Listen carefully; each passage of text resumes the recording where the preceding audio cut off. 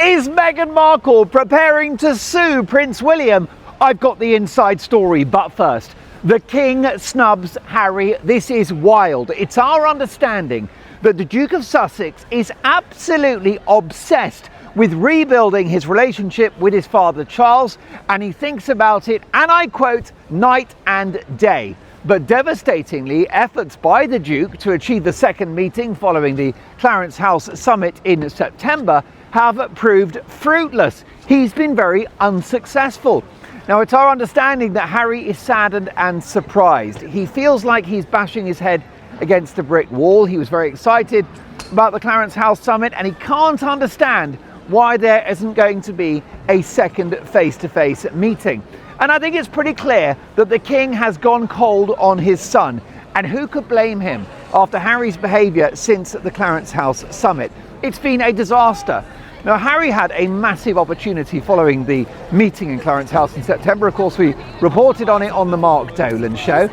It was a golden opportunity for Harry to rebuild his relationship and to go back to being a loyal and devoted son and a respectable member of the royal family. It was an opportunity, and Harry blew it.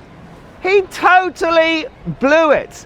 So first of all, there was the train wreck appearance by the Sussexes at the Kardashian matriarch Kris Jenner's 70th birthday celebrations, which was a complete disaster, an absolute hot mess, a public relations dumpster fire in which Meghan insulted veterans by not wearing a poppy, and where Harry partied like crazy and, we're told, helped himself to the free bar, whilst Charles, Camilla, William and Catherine were remembering Britain's war dead. So that is just Exhibit A. There was also Harry's rather egotistical trip to the Ukraine straight after that Clarence House meeting, where he turned up. Ukraine, by the way, have they not suffered enough? An illegal invasion on the part of Vladimir Putin, who is not a nice man. Vlad is a very, very bad person. He invades Ukraine, and obviously the carnage that ensued, it's a disaster, it's a horror show. And then they've been through all of that. They got the injuries, the buildings are all burnt out, there's no electricity, people are freezing cold, there's no money, the country's at war. They've got mental health problems, the economy's shot to pieces, and then what happens? Harry turns up. Oh, hello, I'm Prince Harry, the world's least happy millionaire, and I've come here to cheer up the people of Ukraine, you know. I know you've lost limbs and all that, and there's been loads of carnage, and the economy's shot to pieces, and the country will need 100 years to recover. But I thought I would tell you about my difficult childhood.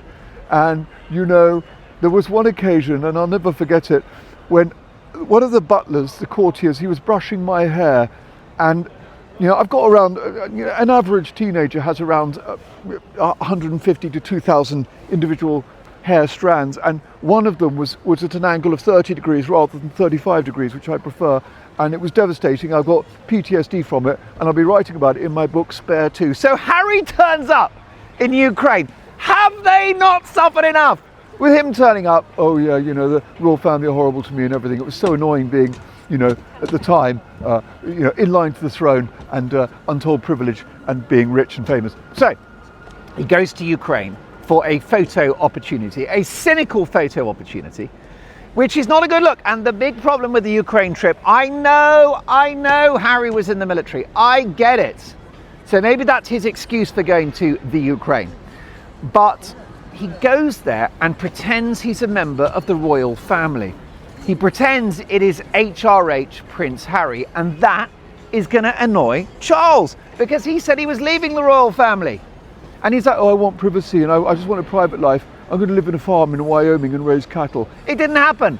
He moved to California, to the heart of the show business industry in Hollywood, and he married a famous, well, not that famous, infamous actress called Meghan Markle. My husband! So he goes to Ukraine, and this, clearly Charles is not happy.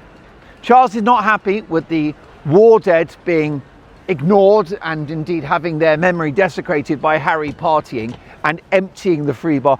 May I ask for another mojito? Is that Guinness? Thanks very much. Budweiser, Miller Lite, large vodka, and I don't care what it is. No wonder Harry drinks. He drinks to forget. because he's destroyed his life by marrying Meghan Markle, my husband, H. So, Harry's not happy about the partying over the war weekend, the commemorations, remembrance weekend. Harry's not happy about, Charles is not happy about the cynical trip to Ukraine for a public relations exercise. He's not happy about the endless social media posts of his wife, Meghan Markle. This is not the way that the royal family do business. They are discreet. So when Charles sees Harry plastered over social media and Archie and Lily, when he sees that and Meghan, he thinks, I can't trust this guy. I can't do business with someone that is on the internet 24/7 at the behest of his rather controlling and ambitious wife, Meghan. This is why Harry can't be trusted. He can't be trusted because he's stupid, immature and selfish, but he also can't be trusted because he's married to Meghan Markle. And no one that's married to Meghan Markle can be trusted, because when she gets the guy, she gets in his head and she controls him like a remote controlled helicopter. And I spin the wings and it goes left and it goes right and it does a loop-de-loop. And I control everything, you're welcome. So, Charles doesn't want any of that. The more Charles sees, the less he likes. And Harry had a wonderful opportunity with the Clarence House summit. I think you and I are mostly agreed that summit should never have happened. Charles is far too nice, but Charles learned his lesson and he's not coming back for more. Also, Charles won't like those videos of Lily and Archie, right? Charles will not like the commercialization of his grandchildren. Of course, you know, he's spent precious little time with them. And the only time he gets to see them is on Instagram. That's not right. That is not the royal way of doing things, with a ridiculous heart on the face or, you know, to the back of their head, which only sparks interest among people that wish harm on the family. It's such a bad idea. Hello, come on in. Yo, do you want to be on TV? Yeah, for sure. Mark, nice to meet you. Jesse Coleman. Jesse, nice to meet you. Say hello to the audience of the Mark Dolan Show. The Mark Dolan Show. Okay, cool. And we're on YouTube, and we specialise in royal drama. Anyway, you gave me a nice wave on your way across. Royal drama? Yeah. Okay, what's the drama? Well, at the moment, Prince Harry is desperate to reconcile with his father Charles. But he's having no success, so we're hearing that he wants a repeat of the Clarence House summit, which happened in September. It ain't happening, so. Fair enough. But you gave me a nice wave on your way across. Yeah, for sure. I know nothing about the royals, other than like vaguely kind of as like a political institution. I don't know about like the family drama. What's Well, maybe you're lucky. Then it's good for your mental health not worrying, because I know all about it, and I've got to say I've got PTSD from it. Like a beginner's question, why would someone want to resolve a family matter in like a summit? You know, you couldn't just pick up. Well, you raise. Hey, oh my God, this guy's good, Jesse. Yes. Exactly, a weird political style summit. This is a family. It should be discreet. WhatsApp message, FaceTime, private meeting. Totally agree with you. So, but you gave me a nice wave on your way across. Were you just saying hello? Sure.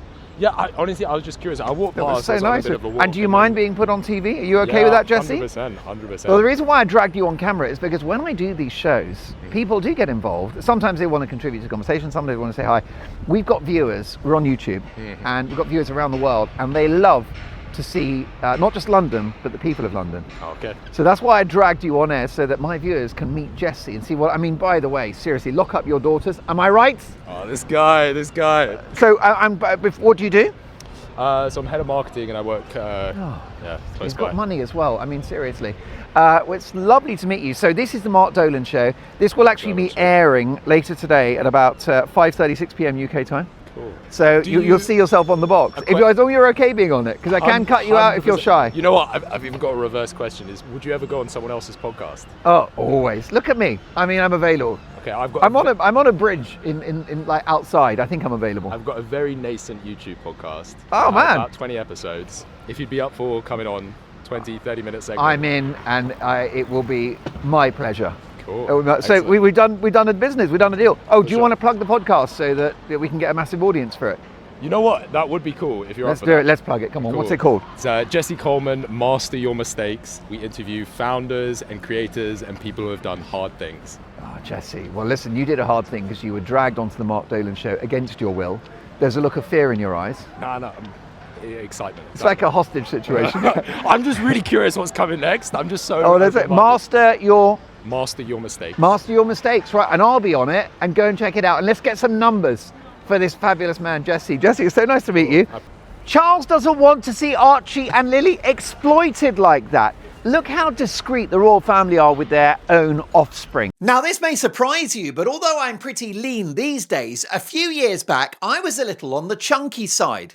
I lost weight the hard way, calorie counting, cutting carbs, hours in the gym, and trust me, it is no fun. And the bad habits creep back in. Well, this time round, to keep the dad bod at bay, I'm using Hypnosio, a revolutionary self-hypnotherapy app that tackles the root causes of weight gain.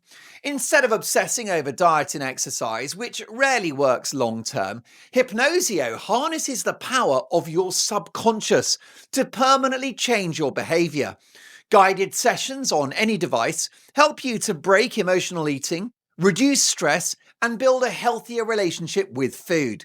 Think of it as a virtual gastric band or a psychological dose of Ozempic without the terrifying needle and without the side effects. So, no calorie counting, no food diaries, no giving up your favourites, and it works. Users lose twice as much weight as traditional methods, and 94% of people, that is 94%, keep it off. So use my link in the description and pinned comment to grab 15% off your first subscription. What's not to lose except those unwanted pounds?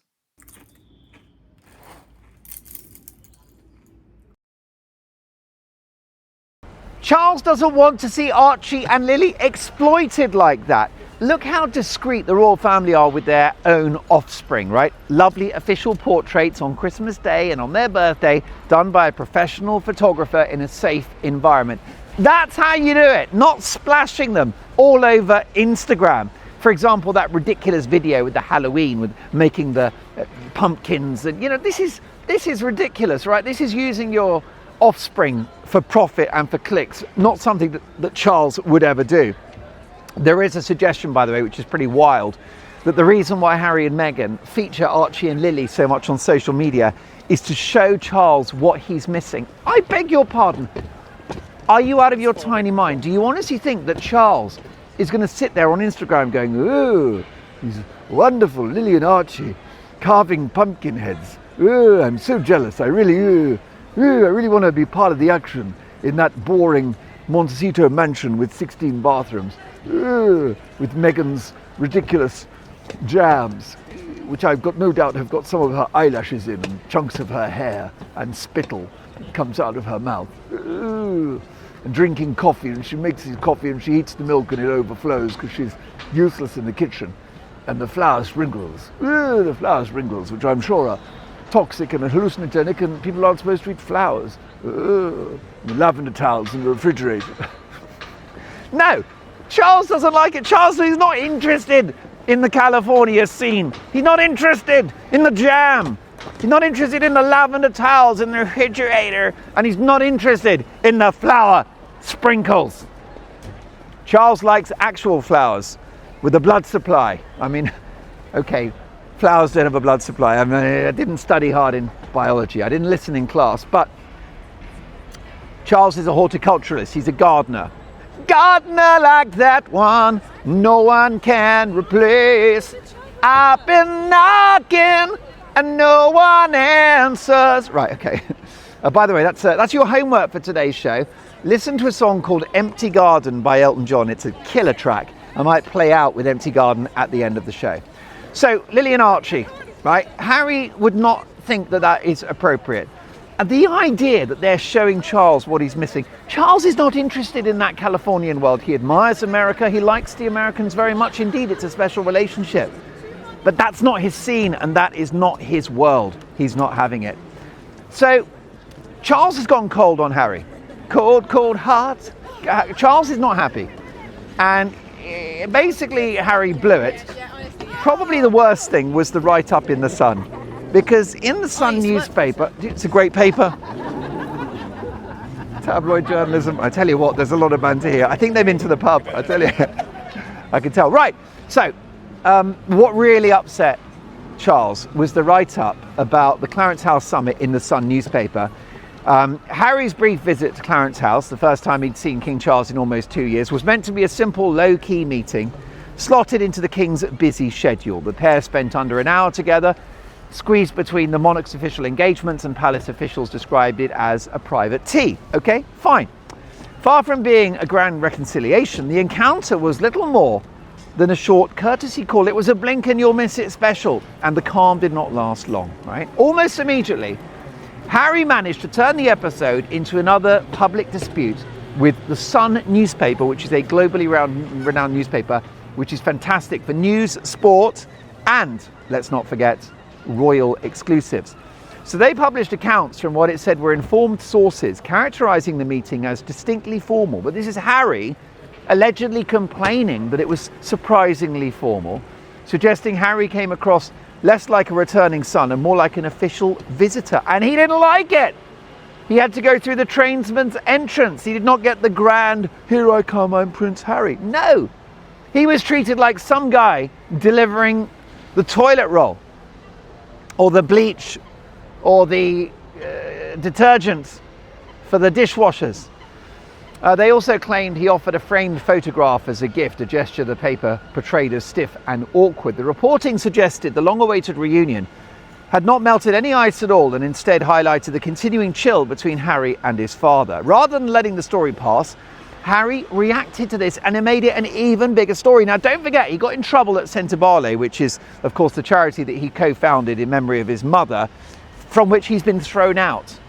But that amazing lady, Dr. Sophie Chandalkar, is now, she reigns supreme in that charity. She won. She's one of the few people that has prevailed over Harry. And so the criticism at the time of Sentebale was that there had been all this scandal and it had gone to the papers and it had become very public, and they blamed Harry for that. Well, he does it all over again with Clarence House Summit. Charles was not happy with this getting into the papers, and then Harry throws petrol on the fire. Within hours of this Sun reporting this perfectly true story, his spokesperson released an incredibly aggressive statement, dismissing the article as categorically false, which it wasn't, and attacking the supposed insider comments as pure invention fed to the newspaper by sources intent on sabotaging any reconciliation between father and son. The tone was angry, accusatory, and once again it's Harry picking a fight with the national newspaper.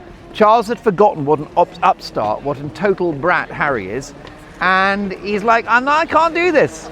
So here's the kicker, because it's going to get worse. The King is scheduled to travel to the United States in spring 2026 for an historic state visit marking America's 250th anniversary. We talked about it in a previous show. So excited about it. It's our understanding that William has said that Harry will be frozen out of that event, which is very brutal because Harry's in the United States. It's actually where he lives now with his American wife, my husband.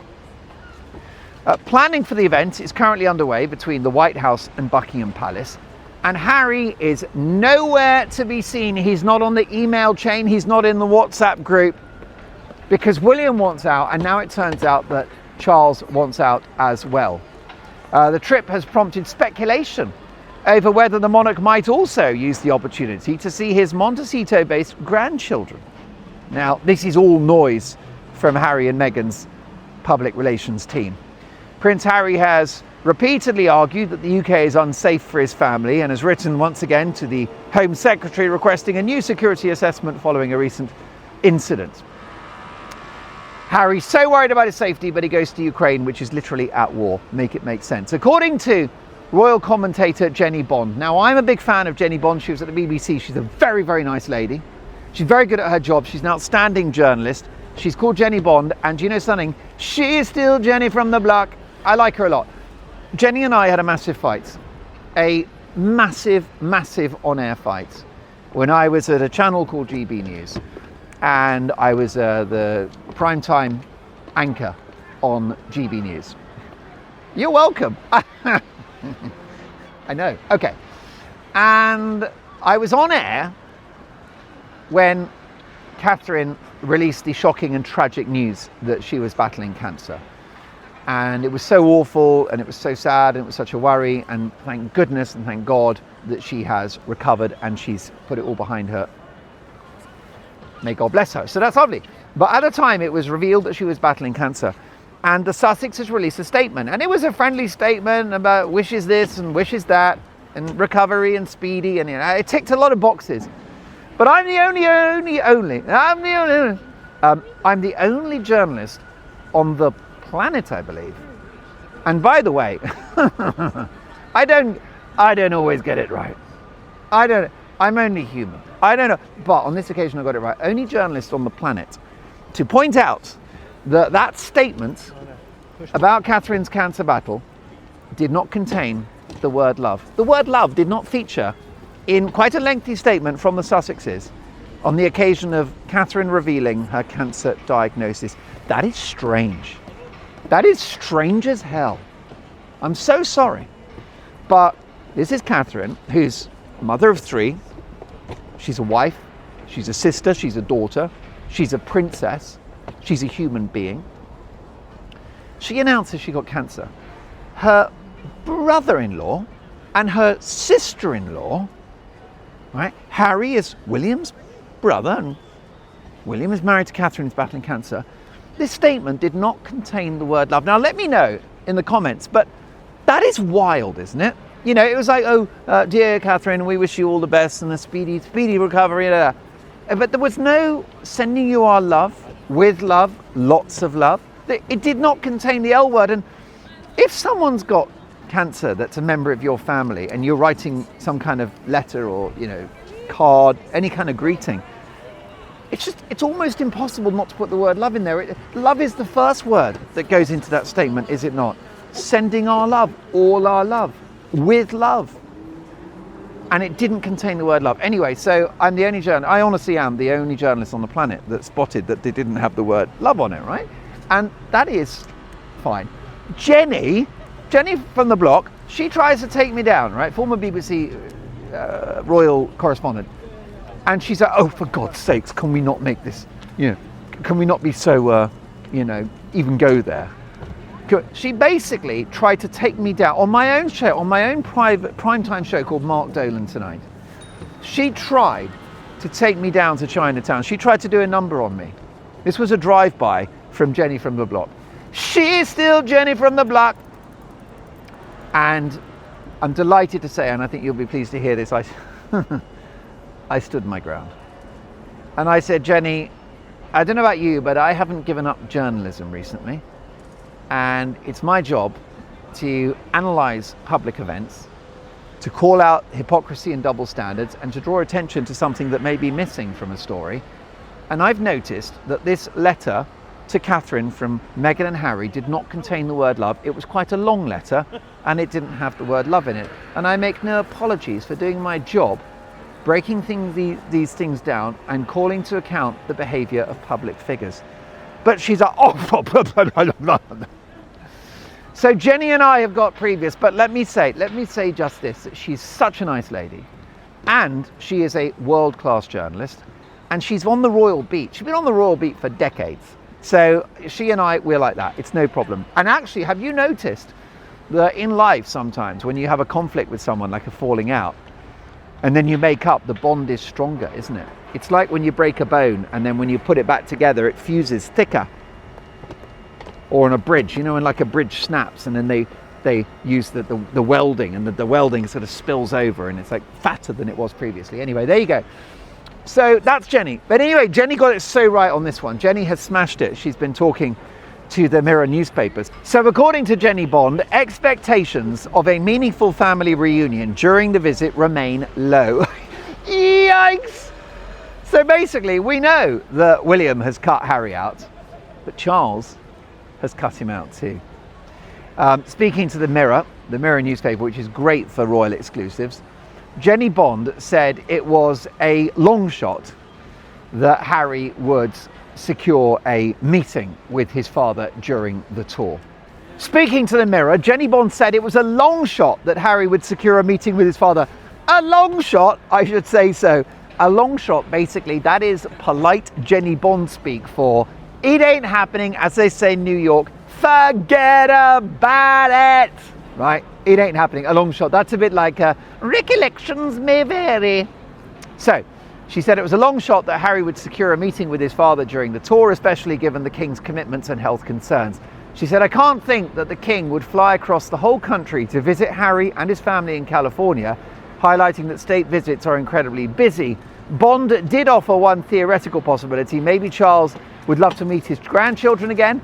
And so I suppose it's conceivable, she said, that the Sussexes could take a flight to New York or wherever the King and Queen are based for a brief reunion. That's not going to happen. Charles doesn't want to be Charles does not want to be stalked by this creepy couple. You're followed around by this young ginger man and this rather aggressive, smiley American lady. It makes me very uncomfortable. Who are these people? She cautioned that such a moment would inevitably draw the headlines away from the purpose of Charles's visit to the United States. That's why it's not going to happen. Because Charles is actually, I don't know if you know this, Harry certainly doesn't know this, Charles is quite busy being king. Okay? Charles is quite busy being the king of the United Kingdom and leading the country. So he hasn't got time for this. And he focuses on the royal tour and the reason why he's there, which is to boost Anglo-American relations. He doesn't want those fools turning up. My husband, it's nice to meet you, King Charles, again. I'm Meghan Markle. Do you know I'm not Meghan Markle anymore? I'm Meghan Sussex. Not for long. Not once William's in charge. Jenny from the block said official tours are not designed for repairing personal relationships. Jenny concluded that Harry and Meghan would likely be encouraged to keep a low profile during the trip, ensuring the King's state visit remains focused on its diplomatic goals rather than family drama. So well done, Jenny. Jenny and I are friends now. We've made up. It's all good. She's still Jenny from the block, but before we go, have I got a story for you? Reports are emerging that Meghan Markle, who's an entrepreneur, TV host, Oscar-winning actress, Mother of the Year, humanitarian, she's perfect. Reports are emerging that Meghan Markle has sought guidance from legal specialists in the United States amid concerns that Prince William will be removing the royal titles held by her and Prince Harry. We reported on this, of course, in a recent show, and we said that that's going to happen when William becomes king. He's taking the titles. Meghan is now reportedly and allegedly taking legal advice to fight this in court. Meghan's going to take William to court. And we know what happens when the Sussexes take people to court. They always lose. So this apparent legal preparation follows the dramatic consequences faced by Andrew Mountbatten Windsor, the artist formerly known as Prince Andrew. Oh, I got so many girlfriends, man. I'm about to move to Sandringham and I'm battling with my brother about where to live. And I just want to be in a stud pad, you know, I can bring the girlfriends back. Oh! Have you heard, by the way, Sarah Ferguson, God bless her. Sarah Ferguson? Oh. Sarah Ferguson is allegedly going to move into a shed, which I think is poetry, really, isn't it? It's a thing of beauty. Sarah Ferguson is going to potentially live in a shed, like a warehouse, basically. It's a prefabricated building on the Cotswolds estate owned by their daughter Beatrice. And how the mighty have fallen, that this woman who lived beyond her means for decades and thought she was true royalty is going to live in a shed. And she'll be like, you know, Oh, it's all right. It's not bad, you know. I'm Fergie. I don't really mind the shed. It's okay. I've got my little bunk. Then there's a lawnmower, and there's a little bit of diesel. It's one of those lawnmowers you sit on, so it's kind of hard to sleep because of the strong smell of diesel. But it's all right. And there's a rake and garden shears, and it's damp. But I'll be all right. At least I'm not paying for it. so I realise that Sarah Ferguson sounds quite a lot like Prince Andrew. We might need to develop the Sarah Ferguson character, but anyway, I don't know if that's true, but there's a possibility that Sarah Ferguson is going to live in a shed, which I think, if you were looking for the storyline of a kind of updated Greek tragedy, I think going from Duchess of York, world famous best friends with Princess Diana, and your mother-in-law is Queen Elizabeth, right? Going from that to living in a shed in Oxfordshire, not great.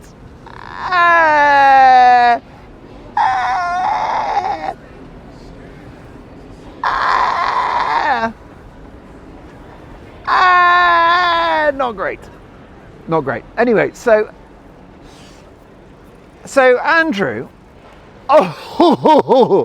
he was stripped of all his honours, including his princehood and the long-held title of Duke of York. A sanction reportedly delivered after a strong encouragement from the Prince of Wales. Well, according to insiders, William has pushed his father, King Charles, to adopt a far more uncompromising approach to Harry and Meghan. Speculation is now growing that once William ascends to the throne, he will take decisive action regarding the Sussexes' status in California. That's our understanding. It's also understanding of Tom Bower. As I mentioned in the previous show, the last show, that Tom Bower, who's a brilliant royal journalist and biographer who knows his onions, got his contacts, and he understands what I understand, which is those titles are going. Now, what's interesting is that the Australian outlet Women's Day, which is a great magazine, has reported that Meghan is not going to go down without a fight. She's clinging on to those Duchess titles. A source told the magazine if William even tries it, she thinks it proves that it's personal. Well, it is personal. He doesn't like you, Meghan. William doesn't like you because you and Harry betrayed the family and didn't just do that. You didn't just walk out. You had to go and do loads of damage on your way out. So Meghan is, according to this excellent magazine, she's building up what she considers to be an empire, and she plans on using the Californian courts to defend a California business. The insider continued, Meghan's not taking any chances, and she's willing to fight to keep her title Duchess of Sussex. She's consulting, allegedly, with various legal experts on what strategies she can use to keep her Duchess name, and she may actually have a case, apparently. Yikes! There's no doubt on several occasions, says this source, the King's conveniently turned a blind eye to her capitalising on her title, with Meghan even sending gift cards out with HRH on them. Those familiar with the situation believe that Meghan's increasingly assertive use of her title in public settings and commercial projects alike may form part of a deliberate strategy to cement a branding and build a legal precedent should a challenge arise. So what she's going to try to do is make Duchess of Sussex her official brand, allegedly, reportedly, the Duchess will deny this, so that if they're taken away from her, she's like, well, you can take away my Duchess of Sussex, but I'm still the Duchess of Sussex. What I am is Duchess of Sussex, trademark, TMC, copyright. Copy that, my friend. So that is the worry. During a podcast appearance in August, Meghan attempted to clarify her naming conventions. She said, my legal name is Meghan, Duchess of Sussex. But Sussex for us works as our family name, and it's a name we share with our children. Since I've been married, that's what I've been called. When I got married, I changed my name, but it's a complicated one for people to understand because our last name is not typical in that construct. I mean, what is this word salad? I'm losing the will to live. Help. I need somebody help. Not just anybody help. You know, I need someone help. She continues, it's used roughly or loosely rather. She said, it sounds so silly to say, and I get it because I'm American. And then I went there and I started to understand. But then you come back and as an American you go, I'm so confused, but it's a dukedom. Now this is wretched. This is wicked of Meghan because this is her pretending that she's confused. She's not confused. She knows so much and knew so much about the royal family before she met Harry. Finding Harry was the total plan. And she knows about Duke and Duchess and Prince and Princess and line to the throne and all of that stuff, the hierarchy, the traditions. She's immersed in it. And she pretends, right? This is how pathologically dishonest she is. She pretends, oh, you know, I don't really understand what it means, Duchess of Sussex, but then I'm Meghan Sussex. So all of it's lies. If they hated, right? If they hated the idea of being Duke and Duchess of Sussex, they could relinquish those titles. And if they hated, you know, Meghan Markle, Meghan Sussex, they could be Mountbatten Windsors, which is what Andrew is. And don't forget that when William is king, that is exactly what they will be. And it's a thing of beauty. Folks, I cannot wait to see you for tomorrow's show. We're going to talk more, so much to get through. What do you think of this setting? Isn't it lovely? We're in the Docklands. Shall I just quickly show you? Isn't that scenic?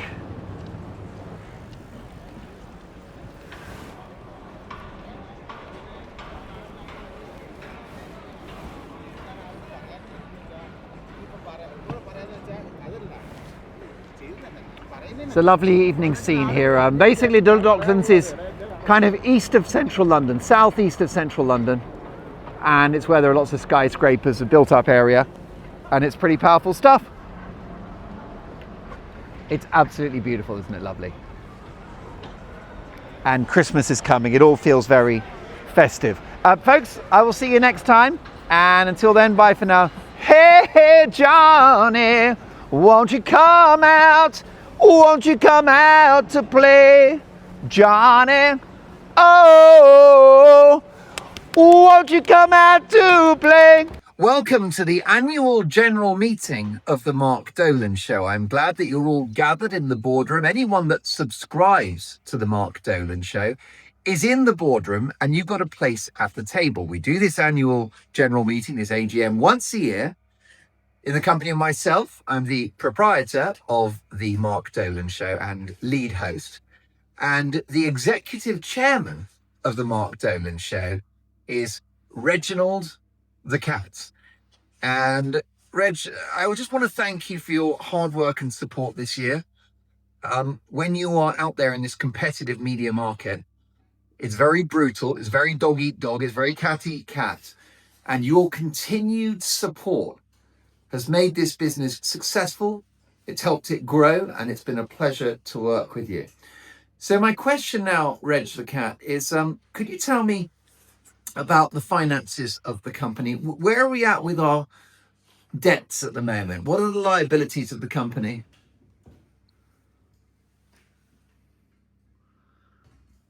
Sorry, Reg, you're going to have to tell me about the company's liabilities because you're the executive chairman. You're responsible for these matters. Okay, can I ask you about the company's compliance? How's it working with compliance at the moment? Are we staying within YouTube's strict rules?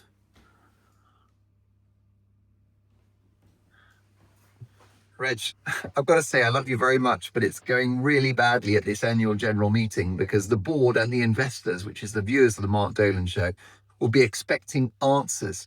I'll give you one last chance to demonstrate your expertise as the executive chairman of the Mark Dolan Show. How close are we to being the #1 talk show in the world?